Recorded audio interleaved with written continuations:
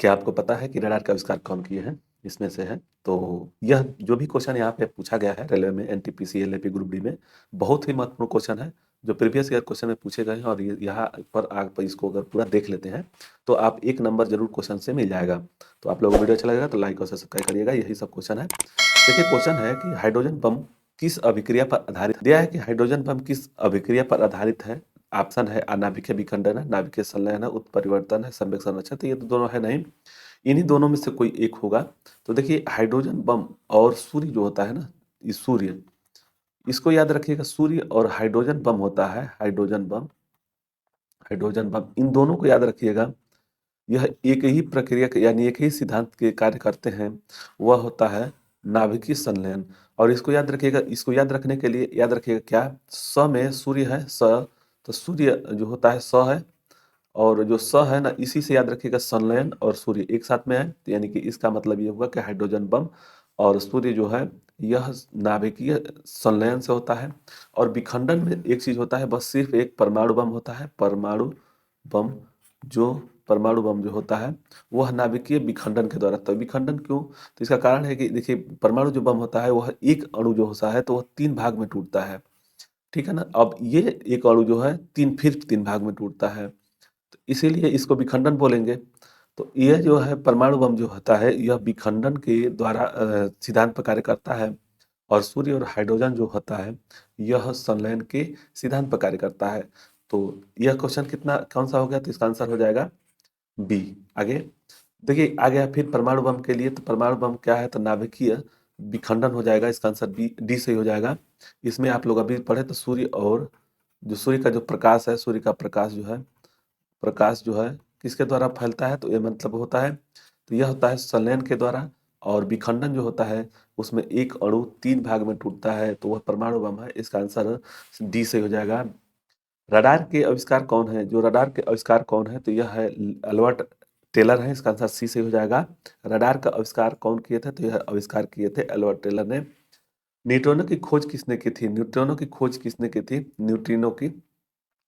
तो देखिए यहाँ पे एक याद रखिएगा, ईटा पर नाच, यह ईटा, टा मतलब कि था है, ईटा पर नाच, नाच, तो इसको याद रखिएगा। इलेक्ट्रॉन है तो क्या हो गया? टी से थॉमसन, थॉमसन, ठीक है, तो थॉमसन हो गया। फिर ये रदरफोर्ड कौन हो गए? प्रोटॉन हो गए, प्रोटॉन रदरफोर्ड, रदरफोर्ड प्रोटॉन के लिए। तो ये कौन सा ये किए थे? तो प्रोटॉन के लिए आविष्कारक थे एंडरसन और चैडविक। चैडविक हो गया न्यूट्रॉन, न्यूट्रॉन। अब यह न्यूट्रॉन की बात कर रहा है, तो इसका आंसर क्या हो जाएगा? पाउली। न्यूट्रॉनों की खोज जो है पाउली ने किए थे, यह न्यूट्रॉन की खोज किए थे, और पाउली ने जो किए थे वह न्यूट्रिनो की खोज किए थे। आवर्त के नियम की खोज किसने की थी? आवर्त काल का जो है नियम के किसने खोजी थी? टर्सोली, आइंस्टीन, जॉन साल्क, मेंडलीफ। तो इन दोनों में से देखिए कौन किए थे? तो इसका आंसर हो जाएगा मेंडलीफ ने आवर्त की नियम की खोज की थी, तो इसका आंसर डी सही हो जाएगा। प्रथम नाभिकीय रिएक्टर किसके निर्देशन में बनाया गया था? जो नाभिकीय रिएक्टर जो है वह किसके निर्देशन में बनाया गया था? पाउली है, एनरिको फर्मी है, मोसले है, रोजर बेकन है। तो सिक्स का आंसर हो जाएगा एनरिको फर्मी थे। जो नाभिकीय रिएक्टर किसके निर्देशन में बनाया गया था? तो वह एनरिको फर्मी के द्वारा, याद रखिएगा, इसका आंसर बी सही हो जाएगा। हाइड्रोजन बम कब बनाया गया था? ये याद रखिएगा, हाइड्रोजन बम कब बनाया गया था? 1955 में, 1855 में, 1930 में, 1952 में। तो यह जो बनाया गया था, कब बनाया गया था? तो यह बनाया गया था 1952 में। हाइड्रोजन जो बम है वो कब बनाया गया था? तो 1952 में। और वह हाइड्रोजन बम किस सिद्धांत पर कार्य करता है? तो नाभिकीय संलयन के सिद्धांत पर, या अभिक्रिया संलयन के अभिक्रिया पर कार्य करता है। इसका आंसर हो जाएगा क्या? तो डी सही हो जाएगा। प्रोटॉन किस प्रकार का कण है? जो प्रोटॉन है वह किस प्रकार का कण है? तो ये इसको याद रखने के लिए, जैसे एक मान लीजिए कण है, उसमें प्रोटॉन है, बीच में, इसको याद रखिएगा, प्रोटॉन होता है, बीच में ही न्यूट्रॉन होता है, ठीक है। और बाहरी कक्ष में, जैसे बाहरी कक्ष है, यह जो बाहरी कक्ष है इसमें जो होता है इलेक्ट्रॉन होता है, इसको भी याद रखिएगा, इलेक्ट्रॉन होता है, यह पूछता भी है। तो इलेक्ट्रॉन जो होता है ऋण आयन होता है, और प्रोटॉन जो होता है धन आयन होता है। और न्यूट्रॉन जो धन और मतलब कि ऋण आवेशित या धन आवेशित नहीं होता है, तो इसको इसीलिए न्यूट्रल मतलब कि न्यूट्रॉन है। तो प्रोटॉन क्या है? प्रोटॉन किस प्रकार का कण है? तो धन आवेशित हीन है, तो आवेशित हीन तो न्यूट्रॉन होगा, धन आवेशित है, इसका आंसर बी सही हो जाएगा। और ऋण आवेशित जो है इलेक्ट्रॉन होता है, ठीक है ना। तो इसको याद रखिएगा, यह भी पूछता है कि जैसे इन दोनों का द्रव्यमान क्या होगा, तो ये आगे हम लोग मिलेगा क्वेश्चन में तो बता देंगे उस समय। इलेक्ट्रॉन किस प्रकार का कण है? तो अभी हम लोग पढ़े इलेक्ट्रॉन जो होता है ऋण आवेशित कण होता है, इसका आंसर भी सही हो जाएगा। न्यूट्रॉन किस प्रकार का कण है? यह भी आया है, तो यह आवेशहीन हो जाएगा। देखिए धन आवेशित कौन हो जाएगा? तो प्रोटॉन हो जाएगा, प्रोटॉन। और यह इलेक्ट्रॉन हो जाएगा, इलेक्ट्रॉन हो जाएगा। इसको भी याद रखिएगा। तो इसका आंसर क्या हो जाएगा? सी सही हो जाएगा। परमाणु बम का आविष्कार किसने किए थे? परमाणु बम का आविष्कार किसने किए थे? तो ऑटो हान ने किए थे, इसका आंसर ए सही हो जाएगा।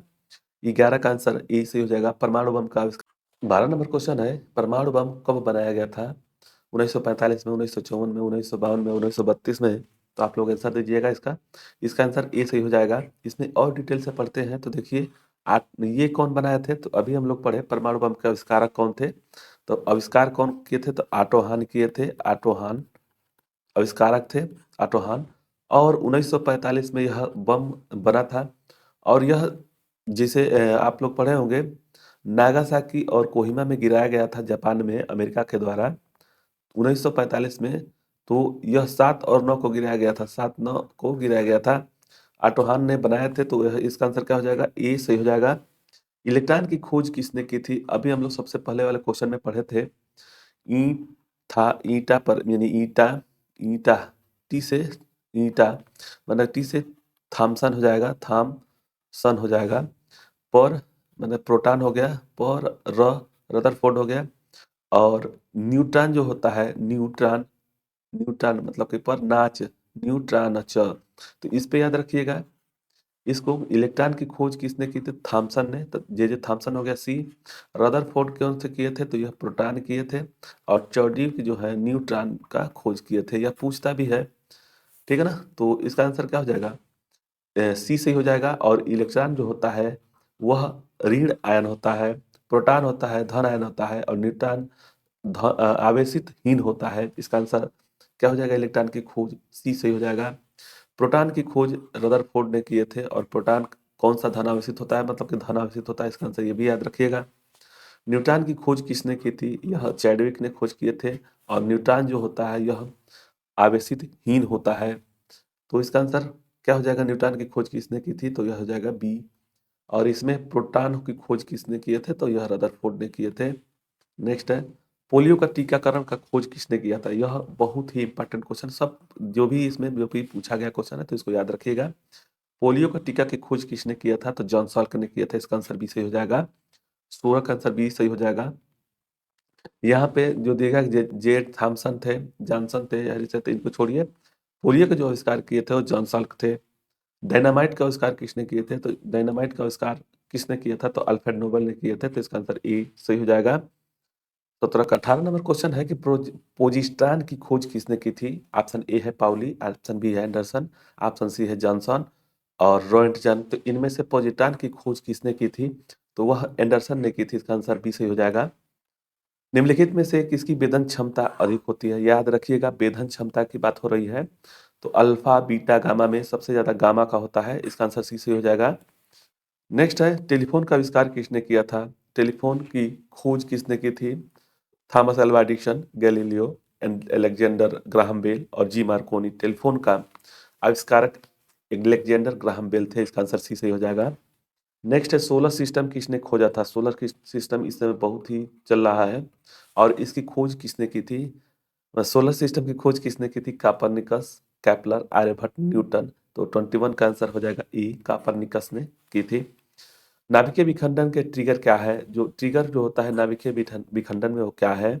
तो वह है न्यूट्रॉन। इसका आंसर बी से हो जाएगा। क्वांटम सिद्धांत किसने दिया था? जो क्वांटम सिद्धांत है वो किसने दिया था? Mendeleev, madam Curie, Max Planck और रोएंटजन। तो 23 का आंसर सी से हो जाएगा। मैक प्लांक थे, क्वांटम सिद्धांत का प्रतिपादक थे मैक प्लांक। 24 नंबर क्वेश्चन है कि रेडियो धार्मिकता की आविष्कारक किसने किया था? ऑप्शन है हेनरी बैकुलर, ऑप्शन बी है Albert Einstein, Robert Koch, Landsteiner. Landsteiner तो रक्त का जो विखंड होता है अलग अलग, जैसे ए बी और प्लस माइनस होता है, उसके लिए खोज किए थे। रेडियो धार्मिकता जो होता है, इनकी खोज जो हेनरी बैकलर ने किए थे, इसका आंसर ए सही हो जाएगा। और रेडियो धर्मी की खोज जो है मैडम क्यूरी, मतलब पति पत्नी और लड़के भी थे, तो मैडम क्यूरी ने किए थे। दिया है कि प्रसिद्ध बिग बैंग थ्योरी किस सिद्धांत पर आधारित है। जो प्रसिद्ध बिग बैंग थ्योरी है किस सिद्धांत पर आधारित है। जीनोव है, डॉपलर प्रभाव है, डी ब्रोगली प्रमेय है और ऊष्मागतिकी के सिद्धांत है। बिग बैंग थ्योरी है किस सिद्धांत पर आधारित है, तो इसका आंसर क्या हो जाएगा डॉपलर प्रभाव, इसका आंसर भी सही हो जाएगा। इनमें कौन सा सूक्ष्म तत्व है, जो तत्व है इसमें से कौन सा है, क्लोरीन है, हाइड्रोजन है, नाइट्रोजन है, ऑक्सीजन है। तो इसमें से सबसे सूक्ष्म जो है तत्व जो है कौन सा है, तो वह हो जाएगा हाइड्रोजन। इसका आंसर बी से हो जाएगा। भारत का परमाणु रिएक्टर, प्रथम प्रथम परमाणु रिएक्टर किस नाम से जाना जाता है, याद रखिएगा। भारत का प्रथम परमाणु रिएक्टर किस नाम से जाना जाता है। ट्राम्बे है, अप्सरा है, अग्नि है, नाग है। तो इसका आंसर हो जाएगा बी, अप्सरा है, इसका आंसर बी से हो जाएगा। इलेक्ट्रॉन के आवेश का निर्धारण किसने किया था, जो इलेक्ट्रॉन है उसका आवेश का निर्धारण किसने किए थे। Chadwick, Thomson, Newton, Millikan. तो इसका आंसर हो जाएगा मिलिकॉन थे, इसका आंसर डी से हो जाएगा। याद रखिएगा कि आवेश का निर्धारण जो है मिलिकॉन ने किए थे, लेकिन खोज किसने किए थे, तो जे जे थॉमसन किए थे। तो इसका आंसर इलेक्ट्रॉन की खोज किसने की, तो जे जे थॉमसन थे। और वहीं पे आवेश का निर्धारण जो किसने किया था, तो मिलिकॉन ने किए थे। तो इसका आंसर डी से हो जाएगा। परमाणु में अवस्थित सबसे हल्का कण कौन सा है, परमाणु में सबसे हल्का कण कौन सा है। प्रोटॉन है, इलेक्ट्रॉन है, न्यूट्रॉन है, इनमें से कोई नहीं है। तो इसका आंसर बी से हो जाएगा। इलेक्ट्रॉन जो है सबसे हल्का कण होता है। लकड़ी की आयु को ज्ञात करने में सहायक है, इसको याद रखिएगा। लकड़ी का जो आयु जो ज्ञात करने के लिए जीवाश्म हो गया, तो यह कार्बन डेटिंग में होगा या यूरेनियम में होगा, कोबाल्ट में होगा, पोलोनियम में होगा। तो ये इसका आंसर कार्बन डेटिंग 14 से होता है। जो भी जीवाश्म का जो जीवाश्म होता है, जीवाश्म जीवाश्म और उसकी आयु को पता लगाने के लिए कार्बन डेटिंग 14 का प्रयोग करते हैं। और पृथ्वी की आयु या चट्टानों की आयु को पता लगाने के लिए, पृथ्वी की आयु या चट्टानों के पता लगाने के लिए यूरेनियम का खोज करते हैं, यूरेनियम से ही करते हैं। तो लकड़ी की जो आयु है या जीवाश्म की आयु जो पता लगाने के लिए कार्बन डेटिंग 14 का प्रयोग करते हैं। पॉजिट्रॉन किसका प्रतिकण यानी एंटी पार्टिकल है। जो पॉजिट्रॉन है किसका एंटी प्रतिकण है, मतलब एंटी पार्टिकल्स है, इलेक्ट्रॉन का, प्रोटॉन का, न्यूट्रॉन का, मेसान का। तो यह हो जाएगा इलेक्ट्रॉन का जो है प्रतिकण है पॉजिट्रॉन।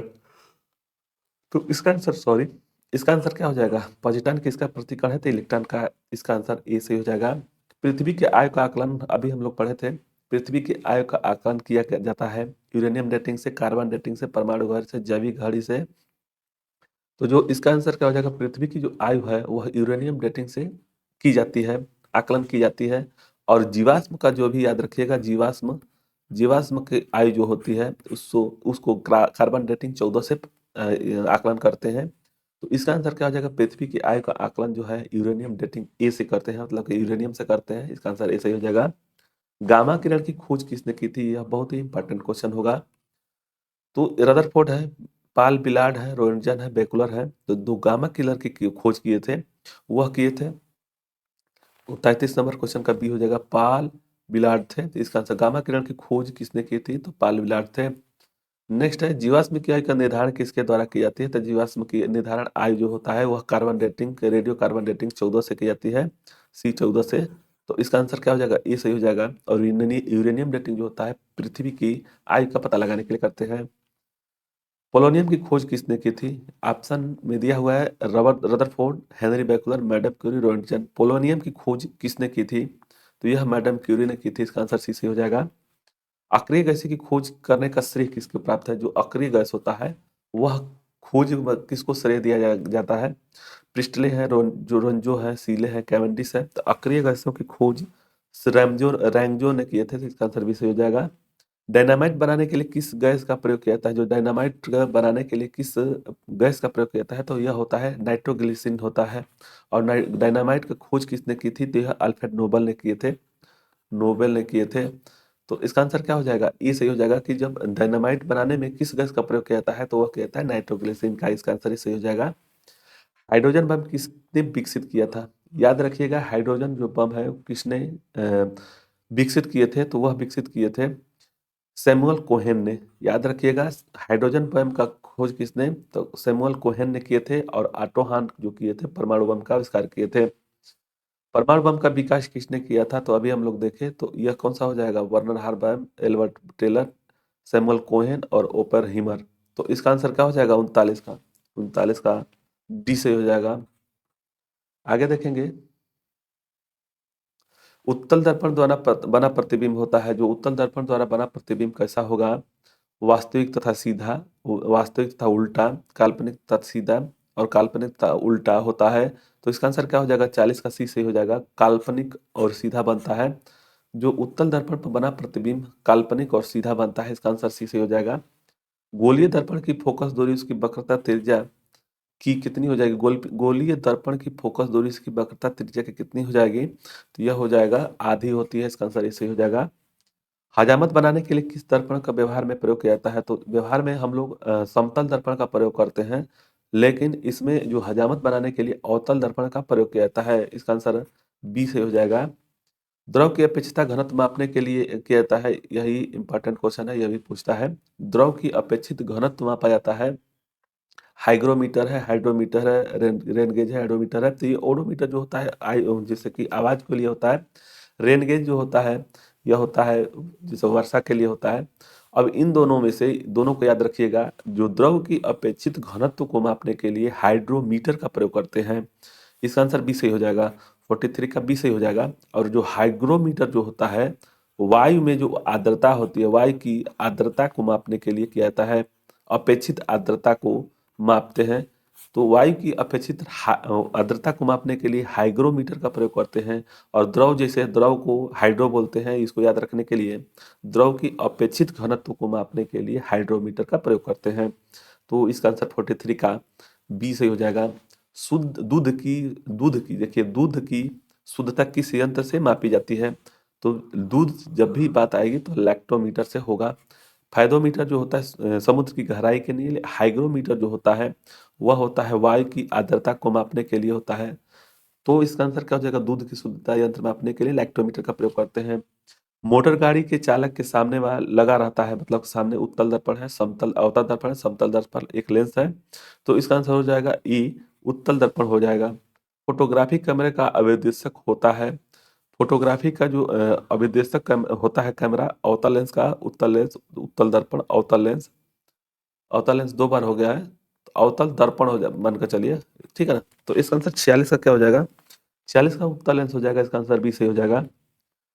पानी में हवा का बुलबुला किस तरह का कार्य करता है, जो पानी में हवा का बुलबुला है किस तरह का कार्य करता है, उत्तल लेंस, अवतल लेंस, जैसे उत्तल दर्पण, अवतल दर्पण, उत्तल लेंस, उत्तल अवतल लेंस। तो इसका आंसर 47 का आंसर डी से हो जाएगा, डी से हो जाएगा। वायुमंडल की आर्द्रता मापी जाती है, देखिए वायुमंडल की आर्द्रता मापने के लिए हाइग्रोमीटर का प्रयोग करते हैं, इसका आंसर ए सही हो जाएगा, 48 का ए सही हो जाएगा। और हाइड्रोमीटर जो होता है द्रव की अपेक्षिता, मतलब कि जो द्रव होता है पानी जैसा या लिक्विड जैसा, उसकी अपेक्षित घनत्व को, अपेक्षित द्रव की अपेक्षित घनत्व को मापने के लिए किया जाता है प्रयोग में। बैरोमीटर जो होता है वायुमंडलीय दाब को मापा जाता है। भूकंप मापी यंत्र है, भूकंप मापी यंत्र है, वह सिस्मोग्राफ बोलते हैं, इसका आंसर ए से हो जाएगा। कार्डियोग्राफ जो होता है ईसीजी को बोलते हैं। और आगे बढ़ते हैं, इसका आंसर जो था ए से हो जाएगा। ध्वनि की तीव्रता मापी जाती है, जो ध्वनि की तीव्रता मापी जाती है डेसिबल में, तरंग में, आवृत्ति में, तरंग दर, श्रव्य तरंग में। तो जो ध्वनि की तीव्रता मापी जाती है वो डीबी में मापा जाता है, इसका आंसर ए से हो जाएगा। और हम लोग बोलचाल में, जैसे नॉर्मल बोलचाल में 30 से 40 डीबी तक बात करते हैं, ठीक है। तो चलते हैं नेक्स्ट क्वेश्चन पे।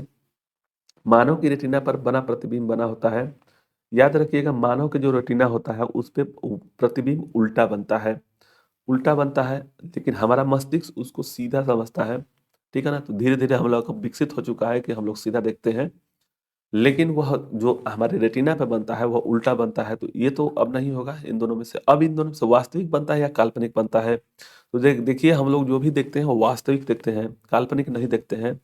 तो 51 का क्या है जाएगा, 51 का बी सही आंसर हो जाएगा। जो भी हमारे रेटिना पर प्रतिबिंब बनता है वह वास्तविक बनता है और उल्टा बनता है, तो इसका आंसर बी सही हो जाएगा। जब कोई वस्तु दो समांतर समतल दर्पण के बीच रखी जाती है तो उसका प्रतिबिंब संख्या होती है। जब दो वस्तु के मान कोई वस्तु दो समानांतर, जैसे कि इसके जैसे मान लीजिए दो दर्पण है, इनके बीच में अगर एक ये समानांतर में है, याद रखिएगा ये गड़बड़ हो जा रहा है, तो उनके बीच में प्रतिबिंब संख्या कितनी बनेगी, तो वह अनंत बनेगा। इसका आंसर क्या हो जाएगा, बी से हो जाएगा। ठीक है ना, किसी एंगल पर बनता तब उसका और होता है। हृदय की गति सुनने के लिए किस यंत्र का आप प्रयोग करते हैं, जो हृदय की जो गति हम लोग जैसे डॉक्टर प्रयोग करते हैं तो उसको क्या बोलते हैं, स्टेथोस्कोप बोलते हैं। इसका आंसर हो जाएगा 53 का सी से हो जाएगा। स्टेथोस्कोप जो होता है इसके लिए प्रयोग करते हैं। और यह किस सिद्धांत पर कार्य करता है स्टेथोस्कोप, ये इसको भी याद रखिएगा, बताइएगा कमेंट में आगे। वायुमंडलीय दाब की माप की जाती है, जो वायुमंडलीय दाब की माप की जाती है वो बैरोमीटर से करते हैं। इसका आंसर डी से हो जाएगा। लैक्टोमीटर दूध की शुद्धता को मापने के लिए होता है। तरल सूक्ष्मदर्शी की में वस्तु को रखा जाता है, जो तरल सूक्ष्मदर्शी में वस्तु को रखा जाता है, सरल सरल सूक्ष्मदर्शी में वस्तु को रखा जाता है लेंस और प्रकाश के बीच, फोकस के बाहर, वक्रता केंद्र पर और अनंत पर। तो 55 का आंसर ये हो जाएगा, लेंस और प्रकाश के बीच में। वनस्पति तेलों में कृत्रिम घी बनाने के लिए उत्प्रेरक किस उत्प्रेरक का प्रयोग किया जाता है, जो वनस्पति घी बनाते हैं कृत्रिम घी बनाने के लिए किस उत्प्रेरक का प्रयोग किया जाता है। तो 56 का आंसर क्या हो जाएगा, 56 का आंसर निकल का प्रयोग करते हैं। इसका सी से हो जाएगा। अमोनिया गैस बनाने में हाइबर विधि में किस उत्प्रेरक का प्रयोग किया जाता है। अमोनिया गैस बनाने में हाइबर विधि में किस उत्प्रेरक का प्रयोग करते हैं, लौह चूर्ण, क्यूप्रिक क्लोराइड, प्लेटिनम चूर्ण और निकिल। तो इसका आंसर ए हो जाएगा, लौह चूर्ण का प्रयोग करते हैं। अवतल दर्पण में वस्तु का प्रतिबिंब दर्पण के पीछे काल्पनिक, सीधा तथा वस्तु से बड़ा बनता है जब वस्तु कहाँ पर रखा जाएगा, तो अनंत पर, फोकस पर, ध्रुव पर, फोकस और ध्रुव के बीच। तो 58 का आंसर क्या हो जाएगा, डी से हो जाएगा, फोकस और ध्रुव के बीच। रक्त का दाब किस यंत्र से मापा जाता है, जो रक्त का दाब मापते हैं उस पर स्फिग्नोमीटर बोलते हैं। जो रक्त का दाब मापते हैं उसको स्फिग्नोमीटर मिलते हैं। आगे देखेंगे, ट्रांसफार्मर का क्रोड बना होता है निकेल का। इसका आंसर देखिए, कार्बन जिसे देखिए ट्रांसफार्मर का कोट बना होता है नर्म लोहा का, निकेल का, तांबा का, स्टेनलेस स्टील का।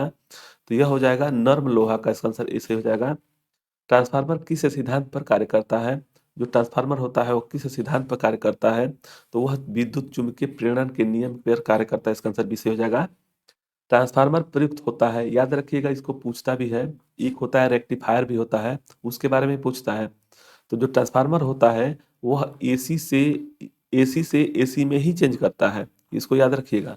बस अंतर इतना है कि उच्च उच्च वोल्टेज को निम्न वोल्टेज में या निम्न वोल्टेज को उच्च वोल्टेज में चेंज करता है। उच्च, तो यही इसका काम है। तो एसी डीसी का काम नहीं, यह सिर्फ जो होता है ट्रांसफार्मर जो होता है एसी से एसी में ही चेंज करता है। बस अंतर इतना है कि उच्च वोल्टेज को निम्न वोल्टेज में या निम्न वोल्टेज को उच्च वोल्टेज में प्रयुक्त होता है। तो इसमें क्या है, एसी डीसी को बदलने में ये भी नहीं होगा, डीसी एसी में ये भी नहीं होगा। अब दिया है कि डीसी वोल्टेज में उपचयन, अब तो ये भी नहीं होगा। इसका आंसर डी से हो जाएगा। एसी वोल्टेज को उपचयन या अपचयन करने के लिए, मतलब कि उच्च वोल्टेज बढ़ाने के लिए, मतलब कि निम्न वोल्ट को उच्च करने के लिए या उच्च वोल्टेज को निम्न करने के लिए ट्रांसफार्मर का प्रयोग करते हैं। वहीं पे एक रेक्टिफायर होता है जिसको डायोड बोलते हैं। जो डायोड होता है एसी से डीसी में चेंज करता है, जो डायोड होता है एसी से डीसी में चेंज करता है उसको बोलते हैं रेक्टिफायर। उसको याद रखिएगा, क्वेश्चन में पूछा गया है। ठीक है, तो ट्रांसफार्मर जो होता है एसी को उच्च वोल्टेज को निम्न या निम्न वोल्टेज को उच्च में करता है। हीट टोन ब्रिज का व्यवहार किसने मापने के किया था। Heat tone heat tone heat stone bridge जो होता है, हीट स्टोन ब्रिज जो होता है, व्यवहार किस में मापने में किया जाता है, विभवांतर बल, धारा, प्रतिरोध, आवेश। तो 63 का आंसर क्या हो जाएगा, सी हो जाएगा, प्रतिरोध का। पानी के अंदर ध्वनि सुनने का यंत्र कहलाता है, जो पानी के अंदर ध्वनि सुनने का यंत्र कहलाता है ऑडियोमीटर, ऑडियोफोन, हाइड्रोमीटर, हाइड्रोफोन। तो 64 का आंसर डी से हो जाएगा, हाइड्रोफोन बोलते हैं उसको। लाउड स्पीकर में उत्परिवर्तन होता है, जो लाउड स्पीकर जो होता है, लाउड स्पीकर मान लीजिए जो हम लोग आवाज़ सुनते हैं लाउड स्पीकर से, ठीक है।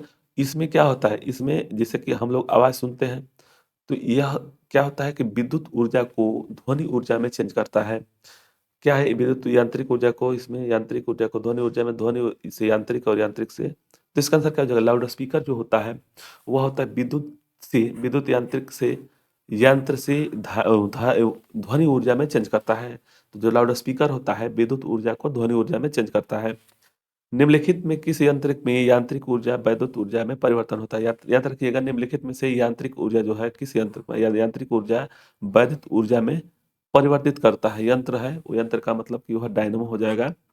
जो मोटर होता है इसका विपरीत होता है, इस ये दोनों होता है एक दूसरे के विपरीत होते हैं। तो यंत्र जो होता है वह, जैसे कि एक यंत्र है वह विद्युत उत्पन्न करता है तो डायनेमो हो गया, और जो विद्युत से किसी यंत्र में यानी कार्य में करने लगा तो मोटर हो जाएगा। तो इसका आंसर क्या हो जाएगा? डी। निम्नलिखित में कौन सी युक्ति विद्युत ऊर्जा को यांत्रिक ऊर्जा में कन्वर्ट कर देता है? विद्युत ऊर्जा को यांत्रिक ऊर्जा में कन्वर्ट कर देता है, तो यह हो जाएगा विद्युत मोटर हो जाएगा। ठीक है, तो इसका आंसर क्या हो जाएगा? सी सही हो जाएगा। इंडक्टर जो होता है ट्रांसफार्मर है, डायनेमो है, तो इसमें से सी सही हो जाएगा। और यहीं पे इसका विपरीत जो होता है डायनेमो होता है, जो डायनेमो यंत्र से, यंत्र है एक, यांत्रिक ऊर्जा से विद्युत ऊर्जा में चेंज करता है। रासायनिक ऊर्जा का विद्युत ऊर्जा में परिवर्तन जो कौन सा हो जाएगा? तो यह बैटरी हो जाएगी। रासायनिक ऊर्जा जो है विद्युत ऊर्जा में परिवर्तन करता है, तो इसका आंसर 68 का सी सही हो जाएगा। नेक्स्ट है रेक्टिफायर का प्रयोग किया जाता है। अभी हम लोग पढ़े थे इससे पहले वाले में 65 क्वेश्चन था शायद, 64 था। तो रेक्टिफायर का प्रयोग किस लिए होता है? तो रेक्टिफायर जो होता है एसी से डीसी में बदलने के लिए होता है।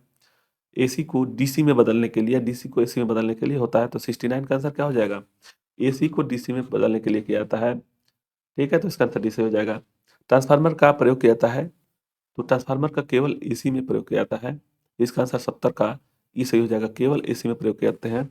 रेक्टिफायर जो होता है या डायोड होता है वह एसी से डीसी में बदलने के लिए होता है, और ट्रांसफार्मर जो होता है सिर्फ केवल एसी को एसी में ही चेंज करता है। बस अंतर इतना ही है कि उच्च एसी को निम्न एसी में, मतलब कि वोल्टेज में, और निम्न वोल्टेज को उच्च वोल्टेज में प्रयोग ला देता है। टेलीफोन लाइन में प्रवाहित होता है, जो टेलीफोन लाइन में प्रवाहित होता है ध्वनि, विद्युत ऊर्जा, रेडियो ऊर्जा, यांत्रिक ऊर्जा। तो जो टेलीफोन में होता है वह विद्युत ऊर्जा होता है, इसका आंसर बी सही हो जाएगा। शुष्क सेल में किस तरह की ऊर्जा निहित होती है? जो शुष्क सेल होता है उसमें किस तरह की ऊर्जा निहित होती है? तो 72 का आंसर सी से हो जाएगा, रासायनिक ऊर्जा निहित होती है। कौन सा यंत्र एसी वोल्टेज को, माने उच्च एसी वोल्टेज को निम्न एसी वोल्टेज में, या निम्न एसी वोल्टेज को, ट्रांसफार्मर होता है? इसका आंसर डी सही हो जाएगा, डी। तो 73 का आंसर डी सही हो जाएगा। इतना ही क्वेश्चन था, बहुत ही महत्वपूर्ण क्वेश्चन। आप लोग बताइएगा। मिलते हैं नेक्स्ट वीडियो में। यहाँ पे कोई एक वीडियो आ रहा है, उसको भी देख सकते हैं। आप लोगों को वीडियो अच्छा लगा तो लाइक और सब्सक्राइब करते हैं। मिलते हैं अगले वीडियो में। धन्यवाद। जय जय भारत।